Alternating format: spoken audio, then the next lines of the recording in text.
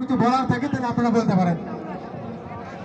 নওগাঁ জেলার নিয়ামতপুর উপজেলার স্কুল মাঠে মাত্র নানা নাতির গম্ভীরা অনুষ্ঠান ধন্যবাদ ইউএসডিওকে আজকে সুন্দর একটা অনুষ্ঠান পরিচালনা করার জন্য।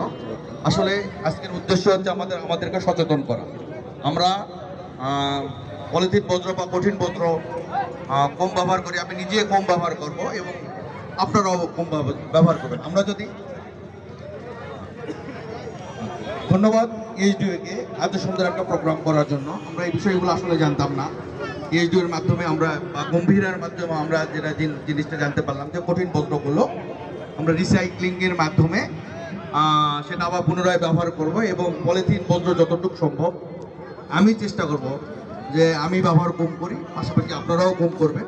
এভাবেই আমরা একসময় পলিথিন ব্যবহার রোধ করতে পারব। ধন্যবাদ সবাইকে, আজকে যারা আসছেন সবাইকে।